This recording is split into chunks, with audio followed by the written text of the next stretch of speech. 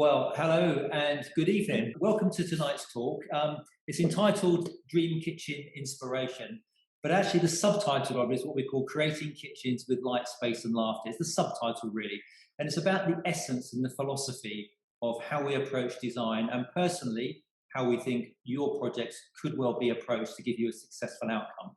And I'll take you through that process. It's about a 45-minute talk and I've got a little timer on here, so hopefully I won't go out of space. So, just a little bit about us. Some of you may not know who we are. We're a kitchen design, kitchen architecture, interior architecture practice, specialising in the most important space of the home, really covering the kitchen, living, dining spaces, which is the most part of people's homes these days. We're a somatic dealer, which is a high-end German luxury brand, and we also do bespoke work and custom furniture as well in the process. So it's a great business to be in. We're on our journey, which has been probably something like 15, 18 years now, something like that. We've been delighted to have been finalists and won various design awards throughout the years. Here's a project we did just outside Romsey a few years ago. And this is another one we did. If Vincent's on the call, Vincent and Amy on the call tonight, this is Peach from Susie's Kitchen. So you know what it looks like roughly from the inside if you haven't been there yourself. We were delighted to have won that the award for that particular kitchen of a couple that were on BBC Saturday Kitchen Live. This is a project we did just outside Southampton. Actually, I didn't do it, so my wife did this, and she was the finalist in Kitchen Design of the Year with this beautiful kitchen, very white and very pink. But definitely a great fun kitchen to be involved in. And if you've not been to our studio, this is us here. I've just done one page with some of the various awards and details that we've won. You can see we've got 5 years of house awards in design. I won't go too much into that. Some of our other awards are listed below. And we were delighted to have found out last week that we've been shortlisted for Kitchen Showroom and Kitchen Retailer of the Year. Which is wonderful because we're the only studio in the UK to be up for both. And considering we're a fairly compact practice just outside Hampshire, outside Winchester in rural Hampshire, we're obviously very delighted about that. So that's enough about us, just so you kind of know roughly where we are. This is the inside of our studio, in case you ever want to pop in and have a look. Just showing you some evidence. This display has actually been updated recently, but not re-photographed. Very similar style and design. So, without further ado, let's enter this whole process of what we call creating kitchens with light, space and laughter. What do I mean by light, space and laughter? Well, there's two ways of looking at it, really. You can approach it from a technical aspect, looking at lux levels, lights, cubic meters, cubic space dimensions and things like this. Very important part of design, as kitchen design is quite a technical process. Or you could look at the emotionality of design and the impact it has on you, the way you live and how you feel in your space. Well, tonight's talk is not a technical talk, it's a design philosophy around the spaces that we enter and we enjoy into. So therefore, what do I mean by emotionality of design? Have a look at this. Nou, dit is dus de huiskamer. En dan komen we hier bij de slaapkamer. Met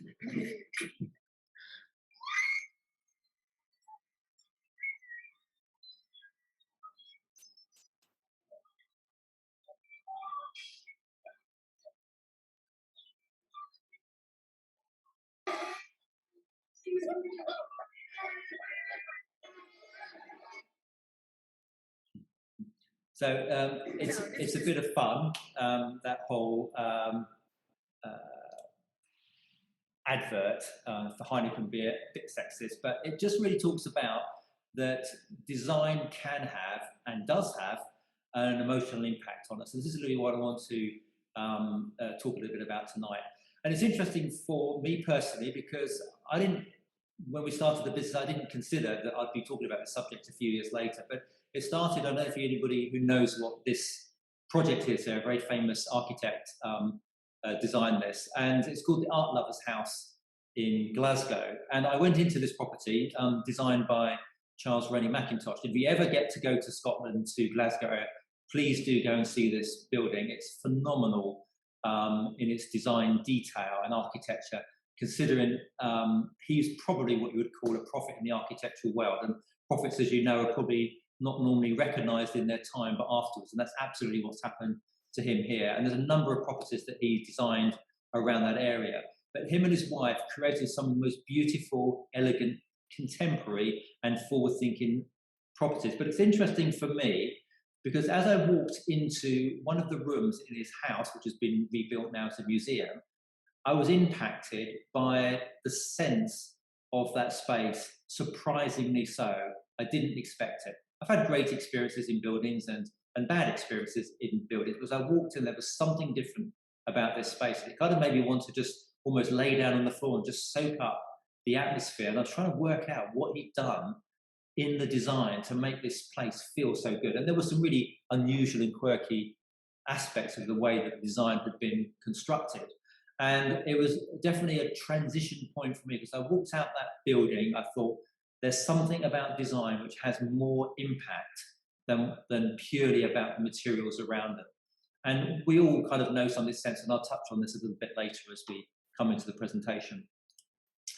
So what I want to do, first of all, is I want to just go through what we call the 4 levels of design engagement, and how we at the Myers Touch, how our team here views how we should be approaching design. So the very first level that we'll talk about is what we call product. Whatever you do, whatever sort of product, whether you're doing a kitchen or building a house or whatever it might be, there's always products involved. That's wood, brick, stones, glass, whatever it might be. That's the basic building block of what we're going to do. But actually, when this all arrives in a truck or in a lorry and you want to know what to do with it, you've got to kind of work out how to do it. So what we then do is we take these products and we actually adapt them into our lifestyle and the way we want to work. And this is the practical application of products in this space. And from a design point of view, I would say probably this is where most kitchen designers stop, is they just consider products and how they're applied into the working space in a practical and sometimes also an aesthetic way, in the way it pulls together. But actually, we'd like to go beyond that, because what we actually realise is we're not really building a kitchen space that fulfills a lifestyle. We're actually creating an environment that draws people into that space for community and for connection, and also the indoors connecting and the outdoors connecting. But there's a final 4th stage to this, which we call transcendence, which is now moving up another level to this sense of the ethereal, intangible aspect of how you feel it in that space. And I'll just go into these in a little bit more detail so you can get a real sense of what I'm talking about and how it applies. So at a product level, obviously we're very product focused. Now, there is no budget constraints to any of these. There is no one that is better or different than any one of the others. There's just a way to approach it. So there was a time when I did a £150,000 kitchen for someone, and that was what I would call a product-focused design. Fantastic project, but it was all about how it was laid out. It was really about the products, and I had to tweak it a little bit to move it on to get a better outcome. But ultimately, it is all about how the product. So this is a great place if you're just doing a utility room or student-led or a straight like-for-like transfer. You don't need to get too involved in design details. Actually, it's just about the products themselves. Very contractual to do, you do this, I'll do that. The necessary relationship to get the products ordered and knowing what is in place. Basically what I call planning, kitchen planning rather than kitchen design. And I'll probably touch on that a little bit later. And it's really just a mind-engaged process, a very practical orientation and aspect of how to pull the whole thing together. And generally speaking, but not always, it's a cost-orientated process. So the next level we're talking about is when we become more focused on the living and the way that we work in the space.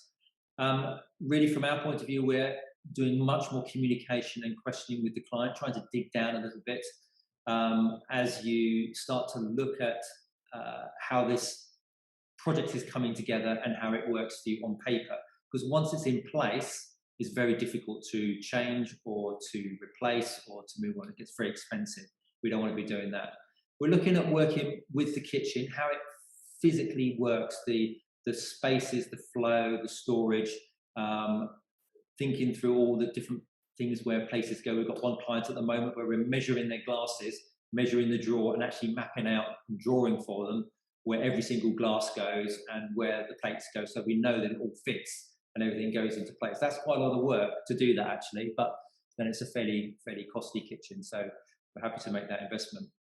But it also has to consider the relationships that take place. I think one of the things that the recent lockdowns has really focused on, and everybody says it, we're all stuck in our homes a bit more, hopefully not for long, but it really does make us realise that the spaces aren't necessarily working for us in a very multifunction, multi-generational type homes. And there has to be a very different dynamic taking place in order to get the kitchen place working for the relationships that happen around the home. Still a very contractual engagement, I would say. Can be more value orientated, and therefore budget's not quite so important. There might be certain things that one is prepared to invest on if you feel it brings particular value to it. Something like that might be a waste disposal unit or a cooker tap or some fancy wine fridge or something like that. Again, I'd say it's limited time investment, still can be fairly intense, and sometimes these can become quite detailed, but generally speaking, it can be a fairly short consultation to grab the details. And this is now where I think it begins to change, really where we start to move into a different dimension. We call it community, and how we transact with a much bigger picture of how we're trying to do it. And community is very different for different people. I think one of the counter to this at the moment might be the aspect of loneliness and how one tries to draw people into your home and have that effect of building community with people around you. But this is often what I think people describe as the term the heart of the home. And it's a really interesting phrase because a lot of people will articulate to us, well, we want you to design the heart of our home. But actually, what does that actually mean? And how do you get there? And it's a really impacting thing. And I think this is where people have a sense of warmth and comfort about the space, about being drawn into the space. And there's something about it that just works and it just feels right. There is this sense in which it impacts the soul of a person. There is something that stirs deeper within than just a practical kitchen living environment space. But I think that one thing that is very interesting in the way that we also consider how we connect with the outdoors. If you ever come to our studio, if you saw on the pictures at the beginning, we have lovely glass panes that run all the way around, obviously from our point of view, on the corner of a road here. So you just see the road and some local housing because we're in a residential area.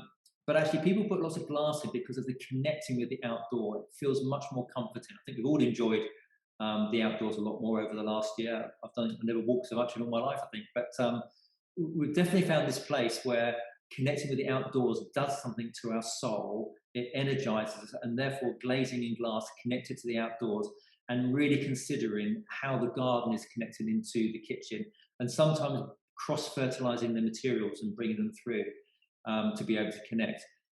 So it might be the aspect of biophilic design, which is bringing green planting into the space. And you'll see an example of that in one of the projects I want to come on to towards the end. Connecting with the designer from a values point of view is really key. I've seen many situations where clients have even fed back to us of situations where they haven't really felt that the designers understood what they're wanting, and therefore ended up in a situation that they've ended up with something that doesn't feel right. And I've had people say to me, I don't know what it is, but it just doesn't feel right inside. And that feeling inside of it not feeling right is actually your creativity and how you instinctively know what is good for you and what isn't. And if you get stuck in that place, then, if you get stuck with us, then we have to keep readdressing that issue and trying to find out what it is. But it's normally something that's happened deep back in the design process that isn't quite right. Could be an assumption, or it could be something that has been put in place and it needs to be corrected. Contract is in place, but it's never referred to because now you're beginning to work with friends. I mean, this is what we're talking about here. Still value orientated, I would say, but actually there is situations where you can spend more money if you want to, because there is a bigger picture now taking place. There is a bigger dynamic as you begin to consider the connection with the indoors, the outdoors, and the community around you. Delivery and style has to be really good, has to be effective, and it is important. If that goes wrong, then you're letting your friends down. The level of transcendent is very different, and this is what I would probably describe the term from going from heart of the home before, or the home of the heart, which is another way to describe it. It's what we call the wow factor, which is, again, we have this phrase used quite often. What does that actually mean? What it actually means is everybody has a different interpretation of what a wow factor is and what it means to them. So it's an incredibly personal articulation in very simple language, something that actually is quite deep. And to discover that is a bit of a process sometimes. It's not always possible with everybody to be able to do that. We have a few strategies that we've used of trying to draw that information out. And sometimes it can be quite quick, and sometimes it can be a bit of a process as we delve into that design process to really draw out that whole feel. I've always felt kind of slightly tongue-in-cheek that buying a kitchen is like walking down the aisle. Once you've said yes at the altar, replacing your kitchen is very expensive and very complicated. So spend enough time in the dating process to make sure that this is actually correct, because once it is installed, it can be incredibly challenging to sort out. So when you come into this whole wow factor, we're now talking about somehow touching the human spirit. You say, well, Keith, that's a bit odd kind of way to do it. But actually, let me just kind of explain to you how that might work. In transcendence design can very easily be, we're in Winchester. Winchester has a phenomenal cathedral. If you ever get a chance to see it, it's just a stunning piece of architecture, like probably generally most cathedrals are. But there is this whole thing where at a product level it's stone, wood and glass, but at a transcendent level there is something about the building which can touch the human spirit and touch the human soul. But it's not just in architecture, it's in a beautiful landscape with lakes and rivers and forests. It can be in poetry, it can be music. Music at a basic level is, at a product level, is notes on a page, A, B, C, E, F sharp, whatever. But actually, music can bring you to the place where you can cry, when you can laugh, when you become frightened, when you can feel suspense. It's an incredibly powerful tool that touches the human spirit, and design can do the same things. So therefore, at this level, the designer has to become, or has to be, a trusted advisor. And what I mean by that is someone who you trust and you take their advice. And that is not a place as a designer to abuse that relationship, because you could very easily do that if you wanted to, and you could manipulate the circumstances, you could overcharge for something if you wanted to, you could mislead people. And this is not an uncommon thing that we hear about, because I think sometimes the kitchen industry is more of a sales industry than it is a design industry, which is personally very frustrating to me, because I think design is really, really important. And as we consider this trusted advice space, we're doing a job at the moment on the Isle of Wight in the second kitchen, and you'll see it in a minute when I go through the project. So we did a very unusual project for a couple, and it was their test. We didn't know this at the time, that they were building a house on the Isle of Wight, and we were in test stage. And we've get on with them really, really well. And when they signed the contract with us for the final thing, he said, Keith, I don't always understand everything you've got on this bit of paper because it's quite complicated. They said, but we trust you and we know that you'll do a great job for us. And that's a lovely place to be, but also equally, it's a heck of a responsibility. So in this situation, when you're the trusted advisor, contract is in place, but it's never referred to. If anything goes wrong, it's not about money, it's about getting the thing right, sorting it out. It's about giving an excellent service and response. And actually at this level, it's not about money, because you are creating something that is very special and very unique and will last you for a significant amount of time in how it affects the heart of your home, that deep place within your place where you can feel at peace, when you can feel at rest, when you can feel comfort, when you can feel security, and when you can feel the family around you, whatever it is. So many different examples of how the wow factor can impact your own, or impact the human spirit. But it is actually about investing in something. And investment is a really important word, because I have had people spend a lot more money than what they anticipated or what they desired, because they saw the purpose and they saw the reason. But actually, as I said before, it's not about money. Even at this point, it's about being efficient and effective and using the right materials to be able to create the most amazing space. Project delivery, this is the light, space and laughter, of course, is still laughing at the end, which is absolutely a challenge sometimes in this profession.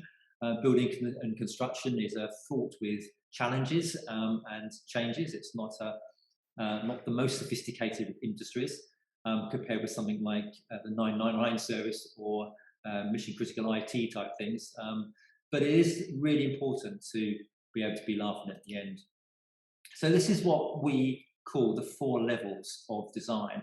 And you'll say to me, well, Keith, that's really interesting and very helpful, but how does that affect me and my project?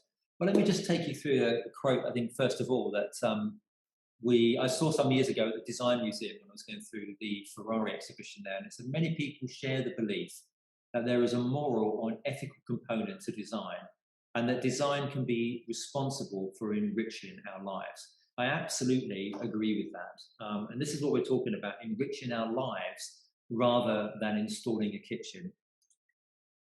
So I just want to touch to you here because this house, won the Sunday Times House of the Year a few years ago. We were delighted to be able to do the kitchen in this project. Beautiful house, if you like the sort of art. You can see why it won, because it is a phenomenal project designed by an architect in Winchester called AR Design. Andy Ramus is the architect, great practice, won many awards over the years, and we do quite a lot of work with them, which is great. But the brief from the client for this house was they wanted the architect to create them a place of peace. Now that's a really unusual brief, and that's because they had a particular tragedy in their family and they needed to move from their home because of memories, and this was what was important to them. So this space for them was what gave them the peace that they desired. And very interesting, if you look at this kind of house, it's like a big square box at the bottom with effectively, you've kind of got 4 shoe boxes at 90 degrees to each other, creating that effect. And you can, therefore, it creates a center courtyard, which is connecting all of the upstairs together. So from anywhere on the upstairs, which is the main living space, you'll see the tree in the corner. And any of you know what that tree is, it's an olive tree, which is the international symbol of peace. So it's a really cleverly designed building, completely in line with what the client gave us a brief. But I tell you, we don't get many people coming in here and say, I want you to design me a kitchen that's peaceful. That's a transcendent brief, and we do get that sometimes out of clients once we down a bit, because that's what they're thinking of different places. Sometimes it can just be simply, I want it to be a place my family feels at home, feels at space. So then, that's really helpful, and thanks for that, Keith. But how does it apply to me? So I want to take you through what we call how we approach design projects. Well, surprisingly, we start right at the top. We don't start with the products. We talk about, well, how do you want to feel in the space? What's the wow factor? What's the emotions that you want to feel? What's the feelings that you're trying to create? And it's really interesting how even different door types evoke different feelings. Often when people come in and say to us, oh, we want a shaker door kitchen. So, okay, why is that? Well, because a shaker door feels homely. Well, it doesn't. It doesn't sometimes, actually. It can feel too busy. Sometimes the colours can be wrong. Sometimes there'll be too much going on to it. Often it alludes to people that have grown up in environments that have had farmhouse type kitchens, and it gives them that kind of security of going back to their childhood and feeling safe and secure in that space. So we start to really look and develop into 2 areas that we actually call the emotional aspect of design, and dare I say the spiritual or the transcendent, the feeling that design creates. Some people will say to us, well, Keith, we're not really very creative people and we don't really know what to do. We just kind of give you the kitchen and you can get on with it, sort of thing. And yes, that's true. We obviously are skilled and experienced in doing this, and I'm sure whatever job or profession you're in, I couldn't do that as well as you could do. So there is some value in that. But actually, everybody, I believe, has some innate creativity and ability to do that. An example, a very simple example of that would be you're out for a special date, say an anniversary, something with your loved one, you're in a city you don't know, and you're looking for a restaurant in that evening. And as you walk down the high street, you're looking in the window and assuming that the genre of food and the menus are all acceptable, you're looking in the window to say, for the type of experience we want to have tonight, is this the right place? Does it give us the vibe or the feeling of what we want to do? So, for example, you may not be popping into McDonald's for that romantic meal because the vibe there is not designed to be romantic. So you're looking for this type of feel of what you want to do.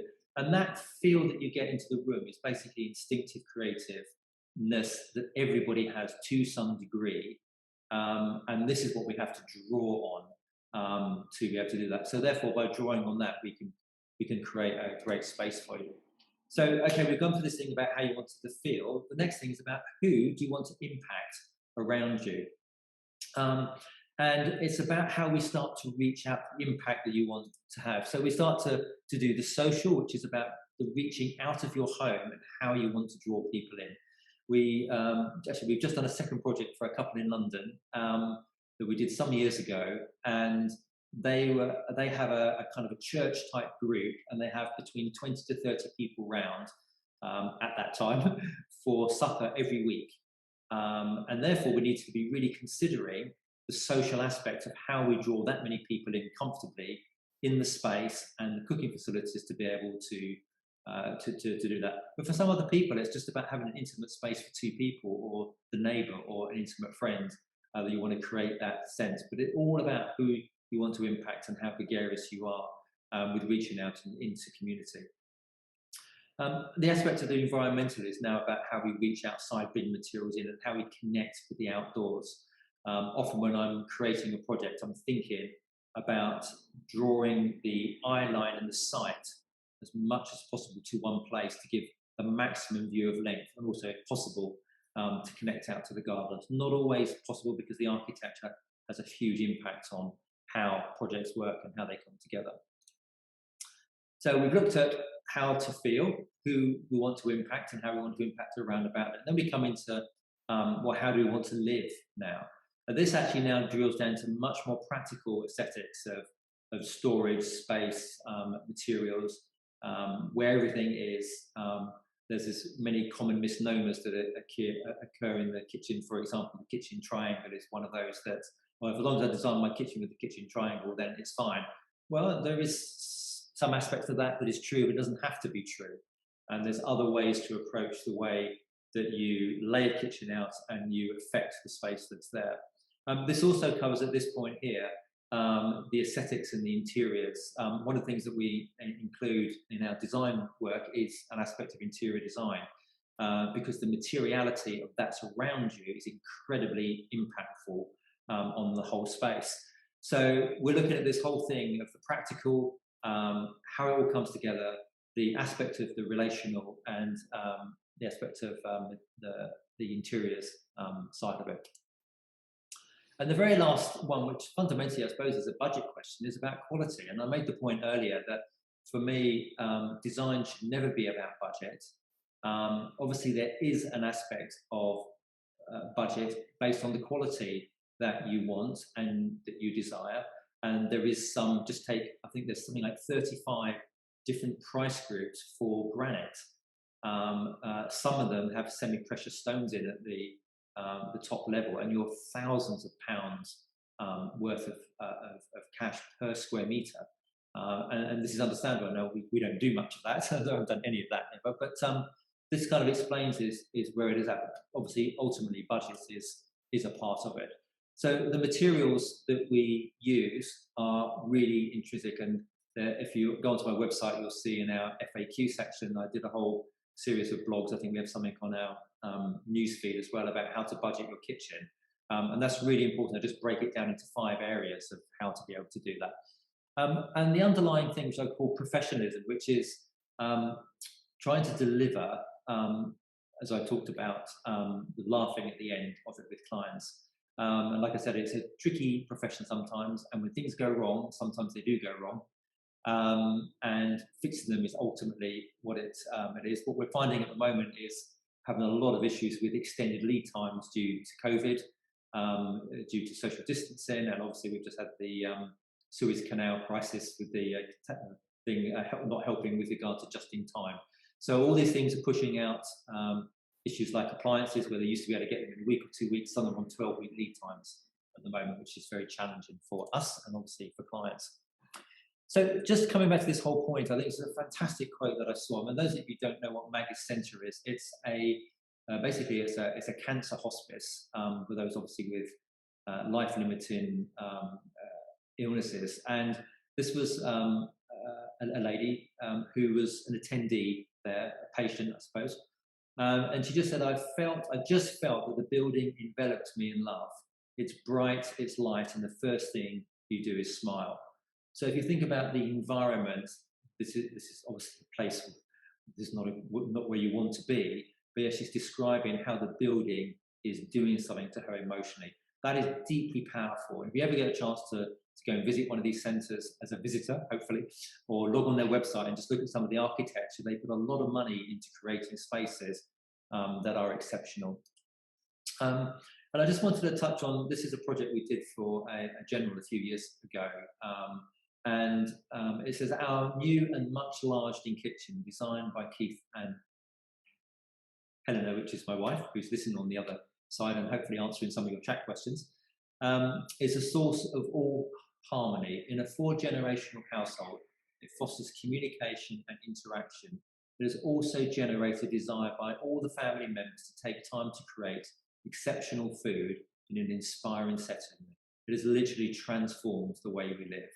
This is community and transcendence in design, articulated in a way that was obviously very powerful to this gentleman. And he trusted us, actually. And I know he was a bit nervous, but it worked out really, really in the end. So here's the 4 levels of back to design: transcendence, community, lifestyle, and product.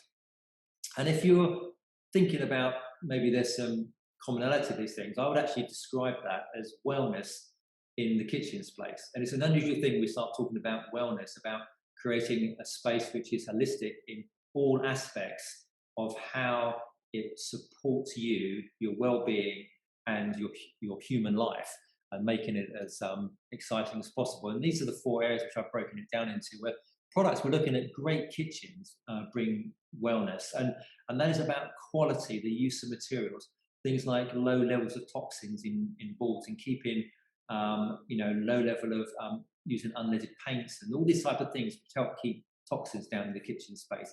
Certain health-related equipment that can do. There's a fridge you can buy at the moment that you can grow fresh plants in all year round. Auto waters itself, looks after itself, keeps humidity, and grows your lettuce and your beetroots, whatever you want, the whole year round. So there's some great products that really do help wellness. Living a life in the context of relationships with people, the whole lifestyle aspect of it. I think we really value the people around us so much more, hopefully. I'm sure for some it's been more of a challenge. But if we can support the relationships that take place in the house and in the local aspect of your friendship groups, that's helps you with emotional well-being. Looking at the social reach and environmental reach, which again is coming back to bringing people into your home from the extended side. This could be people that you don't know very well, or you want to extend your friendship groups. And like I said, it's bringing the connection with the outdoors in, and bringing that sense of the beauty of nature within to home. And the last one of transcendence is touching the spiritual and emotional dimension of how you live. And this is really places that, like I said, recharge you and refresh you. But this is how we get projects. We don't get them in their beautiful form. And this was a project I did a few years ago, where the client wouldn't actually pay for design. And we do charge for design. And hopefully you can see why we charge for design, because we have a fairly comprehensive process that we go through, drawing out the best from a client on a project. And the architect had designed a kitchen space, and the client just wanted me to cost it, which is fine. It's what we did for him, and we costed it up. But I felt it was a better design, and although with all, I suppose, all honesty, I couldn't really not present it as an option. So I said to him, because he loved what we'd done, because we'd done what we were asked to do, and he liked it. So he was happy to go ahead with it. But I said, look, I've got a bit of a risk here, because I think it's a better option. And we designed this option here for him. And it's a 6.5 meter island running through the back with a beautiful, this is all water sub zero products. And you've got steam ovens here, microwave ovens, then you have fridge and freezers and wine, little pantry area through here. Phenomenal kitchen, and right at the end here you have this built-in seating area at the side. And when we actually installed it and we saw it finished, he was just absolutely over the moon with it. And I think he kind of said we saved him from making a mistake on what he preferred. And this is little pantry area, which is where they kept all the dog food you saw at the very beginning. There's a huge dog, Great Dane, and it tucks away with lots of their foods and things in behind. But this is another way that we get kitchens. This is what I call a typical builder's kitchen. That black granite there is a cheap Price Group 1 granite, which is why it's on a builder type environment. This is a typical 1980s building. And this is the other side of the kitchen. It's not the most exciting of rooms, but hey ho. But this was the design brief, because this was the view that the client had from his kitchen window. And for those of you who don't know, it's the Spinnaker Tower in Portsmouth, which was actually built for the millennium, although it was a little bit late, like most good British projects. And he said, he's a very nautical man. He said, like, I want you to design me a boat in my kitchen so I can enjoy that view. And that's what we did for him. And this is it. It was a very experimental thing for us. And because this is the penthouse floor in a block of flats near Dunwall Quays, we actually had to construct it in parts and veneer it in position on site to be able to do that. And this is the gentleman I was talking to you about who had a project on the Isle of Wight. So this was the first project we did for him. And it was great fun, very challenging with some of what we had to do here. And we were, as you can see at the bottom, we were a finalist in Kitchen Design of the Year with this particular project. One of the things about the shape of that breakfast bar table, it's in the shape of Spinnaker sail, which is the link between the Spinnaker Tower and the nautical aspects of what he liked. And you see right at the very back up here, you'll see this kind of glass, printed glass thing with turtles. His wife was a massive turtle fan and has turtle everywhere in different ornaments and things in the house. So we had to squeeze one in the back there. But for those of you who love details, a lovely little detail shot there, quite like them myself. It's a Corian worktop with a veneered walnut and a solid walnut piece at the front there to be able to create that. This is also how we get projects. This is a working with an architect here. Projects in Winchester and Romsey Road, if you know the area locally. And why I put this one up, because it's just a kind of very simple, plain white kitchen, very beautiful. This picture is one of our most viewed pictures on House. And House, if you know it, H-O-U-Z-Z, it's like a portal for home design, really. There's probably hundreds of thousands of pictures of designers' work like ourselves. And obviously we're delighted to be have this picture as really one of our #1 pictures. But it just goes to show how white kitchens, simple design, that kind of simple kitchen aspect is still doing so well. This is a house, if you're a Grand Designs follower at all. This is called the Black House, and it was up for Grand Designs House of the Year a year, 18 months ago. I think maybe 2 years, I can't quite remember. I didn't actually design this kitchen. This was one that my wife did with AR Design again, interestingly. And actually this lecture that you're seeing at the moment is the one that I've done at Grand Designs. I've been a lecturer there for the last about six years or so, and on their expert advice panel, which has been a steep learning curve, but great fun as you're spending kind of 20 minutes with many people throughout a day and over the length of a time. It's a fascinating opportunity. But this has a 17-meter cantilever, so this whole line is floating out over the thing with views into the orchard.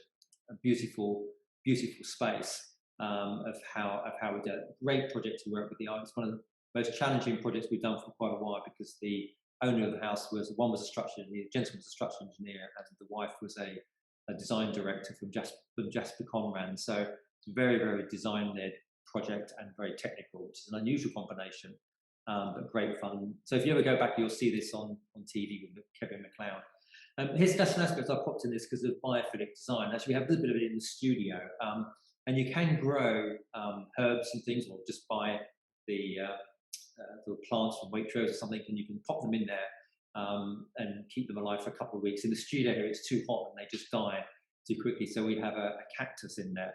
But it really just brings the beautiful green coming to, it just softens the whole thing down. Obviously, live plants, as you know, have a great effect on the environmental effects of air, absorbing toxins and creating oxygen into the space.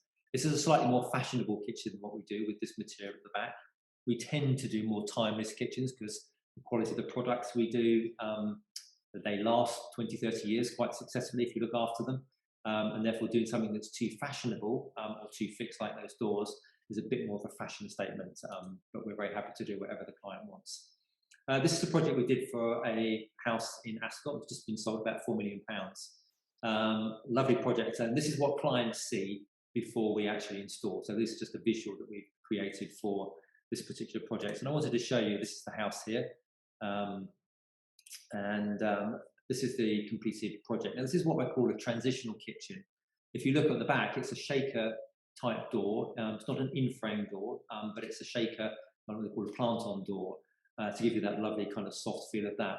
But we also have on the left-hand side there, we have a flat contemporary door called, in somatic stuff, it's called S2, a vertical handleless channel with sub-zero wine refrigeration and Gaggenol appliances for the ovens.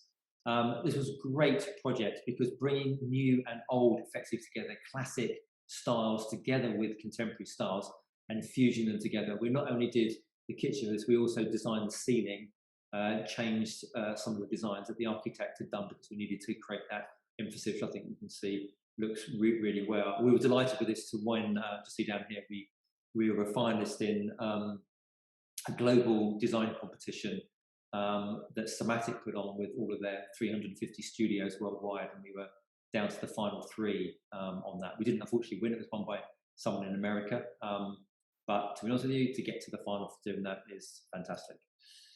It's just another shot showing you the size of the space and the beauty of it. We're just doing another couple of projects for this developer at the moment. And I put this project in here because it's a nice house, a lovely lake on the outside. But I just wanted to show you a practical way here where the light is running around the ceiling. Now, this was originally a garage block, really, 2 garages together, not the centre wall out. So you have this kind of build down that works through here. So really you just have a steel that runs down, but actually decided to put these coffers in all the way around to create these 2 light pockets, one to hide the steel and make it have a sense of 2 defined spaces that can be lit separately and work really well from a separation point of view.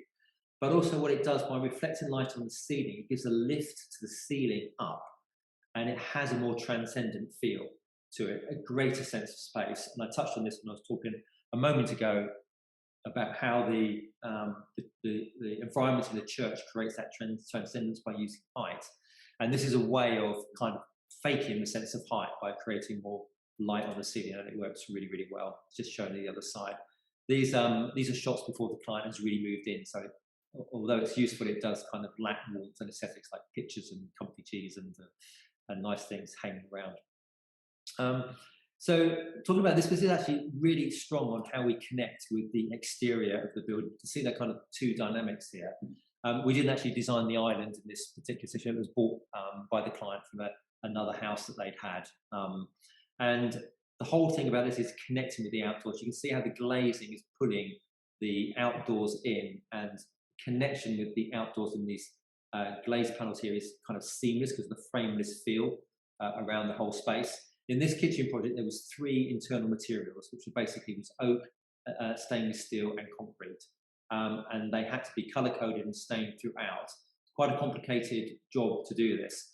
And this back piece is actually floating off the wall. It has a kind of a plinth set right back.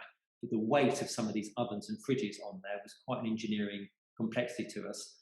And you'll just see this kind of stainless steel worktop that runs through here, but actually it's a stainless steel box that goes around the whole of the niche, and the stainless steel goes right up to the edge of the glass, again giving you that seamless feel right the way through and giving you a very strong connectivity out into the side. When I kind of showed that to my operations manager, said this is what I wanted to do, he says we don't ever do that again, but I have, of course, because I do like a bit of fun when we come to doing places, just slightly more close up, seeing how you can see that glazing connects outside. Now, unfortunately, at the time that these photos were taken, the gentleman had run out of money to landscape the garden, but he had quite a significant budget planned for developing and landscaping the garden himself. This is a project we did up in Surrey. And this was a fun project because we actually redesigned the layout from, again, the architect had designed. And the client really kind of trusted us with this. It's a lovely space and really nice materials. But what was really, I think, one of the most beautiful things for us is myself and my wife were going to Kent to see some friends, and we were passing their home. And so, look, wondered if we could pop in on Sunday morning as we were passing just to see the finished project. So they said, absolutely, and why don't you come for breakfast? So we arrived for breakfast. They took us in the room. The lady was so excited. She was jumping up and down on the spot with excitement and just saying how wonderful the space was for them. They were big entertainers. They had big meals, lots of people around. And I had to persuade them to do what we'd done here because they wanted it a different way. And actually, once they got in, they realised it was the right thing to do. So, light, space, and laughter. In summary, what am I talking about? Well, I'm talking about how you bring a cohesive model together to guarantee, maybe that's a bit strong, but why not, an outcome that is exceptional for you. And sometimes it's a process, and sometimes it takes work to really dig down and to get it right. And you have to persevere, because if you don't, you could be walking down the aisle with the wrong kitchen, as it were. This is just breaking you down into what we call experiencing transcendence, which looks at the whole emotionality and spirituality of the place that you're creating in your home. We're looking at the second stage of embracing community, which touches on the social and the environmental aspect, connecting with people outside and connecting with the organic environment around you. Enriching lifestyles is about how we now practically and relationally build a space. Practicality is about products, it's about interiors, and about the people that are actually working and living in that home on a regular basis. And exhibiting excellence is about quality of materials and a professional stance to delivering a project. So, in summary, really, it's really not about products. Kitchens are not about products, but they are important at a point in the process. And they do need to be the best that you can get for the budget, because you soon notice if it starts falling apart on you. Even if you have expensive worktops and expensive appliances, weaker materials start to fail, hinges start to break down, and soft closers don't work. It's all that sort of thing. So the best you can afford and work with the budget that you have is fantastic. Designing for a transcendent vision that facilitates human connection. We're in the middle of writing a book. She kind of sent to a publisher, and she said to me, "Do you know, Keith, I'll never look at kitchens in the same way ever again." And this is what we're trying to do, really, is to move people away from this place of just being focused on door colours, which is important at the right time, or materials, which is important at the right time, or sometimes even practicality of how it works, which is important at the right time, but to consider that you start in the right place of thinking, the wow factor you want to create, the heart of the home you want to create, the transcendent community aspects of what you're trying to create, and then moving it through into a practical application. Best design for me always comes from values aligned with a designer and a client. Finding people that you connect with. We're nice people here at the Myers Touch, but not everybody gets on with us, and that's okay. We do our best, but actually we also want clients that we can get on with, that we feel that we can connect with. Because the best design is always a collaboration between ourselves and the client, and perhaps even sometimes other design professionals involved in the project. So as I said, great design is basically about great feelings, but most importantly, have fun in the process.